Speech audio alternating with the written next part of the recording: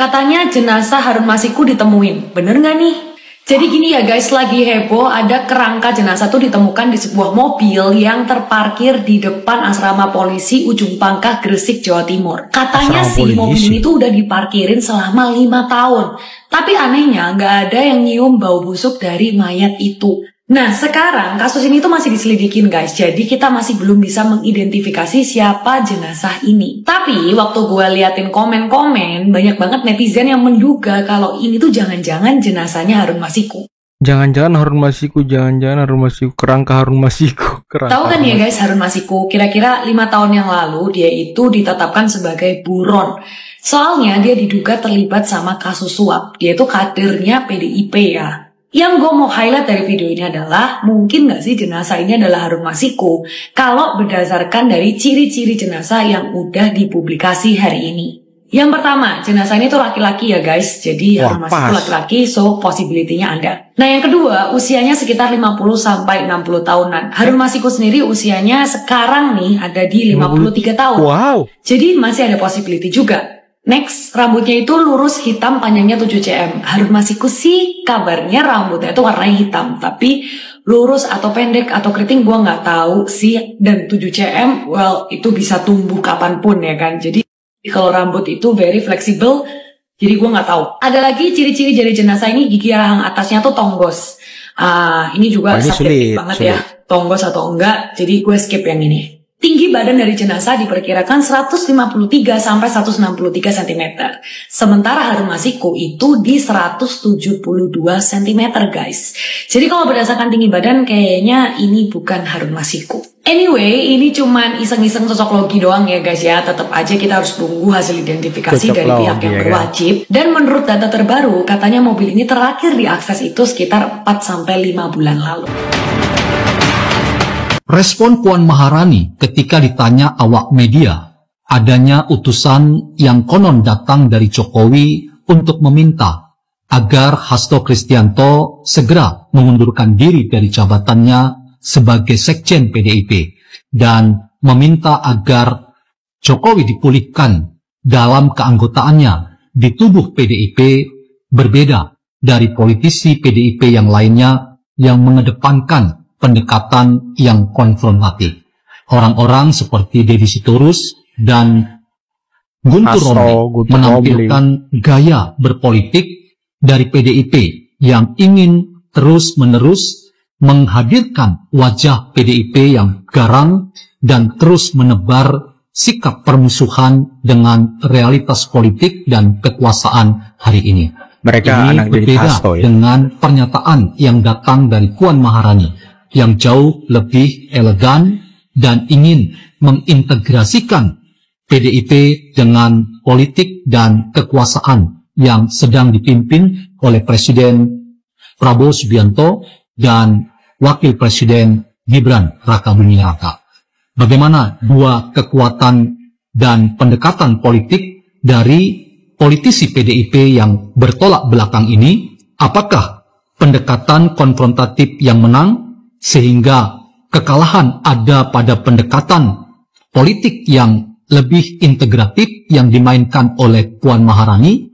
Ataukah kita punya harapan bahwa pendekatan Puan Maharani pada akhirnya yang memenangkan kontestasi sehingga wajah PDIP menjadi berwajah yang jauh lebih ingin menyatu dengan kekuasaan yang sedang berkuasa hari ini?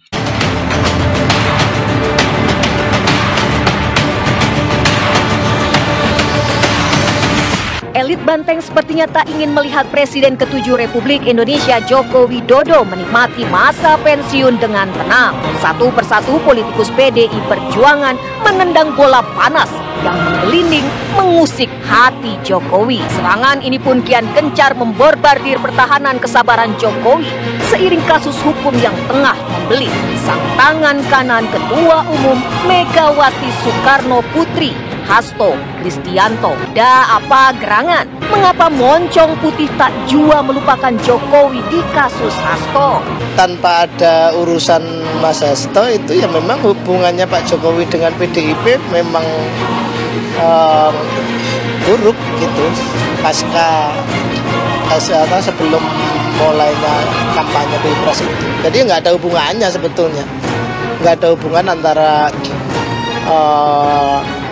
kasusnya Hasto ini dengan relasi Pak Jokowi dengan PDI. Yang ada kan memang dari sebelum pilpres Pak Jokowi udah diserang terus sama PDI kan sampai masa kampanye sampai hari ini. Gesekan Jokowi versus Banteng kembali memanas usai Ketua DPP PDI Perjuangan Deddy Sitorus bernyanyi di balik pemecatan Jokowi. Deddy menyebut 14 Desember 2024 lalu ada utusan yang meminta Hasto mundur dari jabatannya sebagai Sekjen PDIP. Perlu diketahui bahwa pada sekitar tanggal 14 Desember itu ada utusan yang menemui kami ya, yang memberitahu bahwa Sekjen harus mundur, lalu jangan pecat Jokowi, dan menyampaikan ada sekitar 9 orang dari PDI Perjuangan yang menjadi target dari pihak kepolisian dan KPK.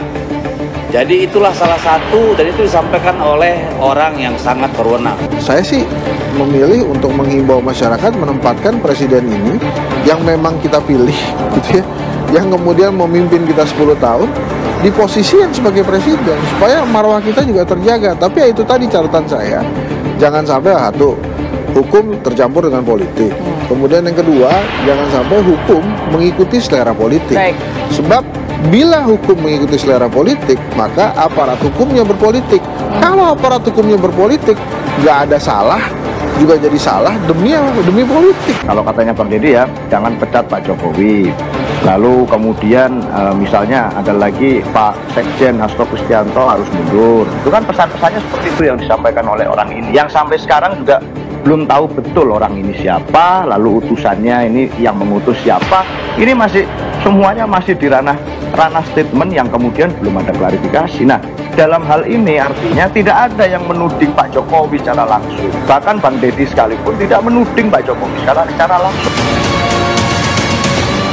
Senandung Deddy ini pun dibalas hentakan drum keras Jokowi.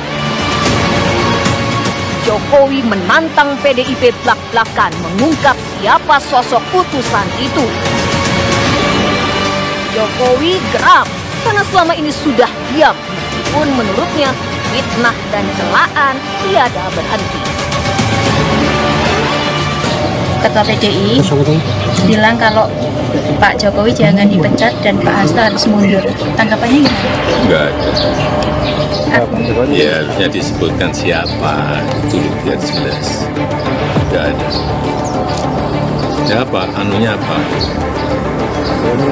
Kepentingannya apa saya memutus untuk itu? Kepentingannya apa? Coba logikanya. Tidak ada. Saya itu udah diem loh ya. Difitnah saya diem, dicela saya diem, dijelekan saya diem, dimaki-maki saya diem. Saya ngalah terus loh. Tapi ada batasnya. Sabar ada batasnya itu artinya apa? Sudah menyiapkan sebuah rencana untuk melakukan serangan balik. Bisa saja itu sebagai sebuah ekspresi titik batas kesabaran, tetapi juga di saat yang sama, kalau misal dalam tradisi perang, kita mengenal terminologi civis pacem parabellum. Kalau mau damai, bersiaplah untuk berperang. Saya memahami apa yang disampaikan oleh Pak Jokowi bukan semata-mata sebagai ekspresi biasa. Dan Pak Jokowi bukan warga negara biasa. Tentu ada banyak informasi-informasi intelijen yang cukup valid dan juga informatif yang beliau terima. Dan itu adalah bagian dari proses penyiapan diri beliau. Sebelumnya di balik bui, video berondongan amunisi ke Jokowi juga ditembakkan Hasto Kristianto.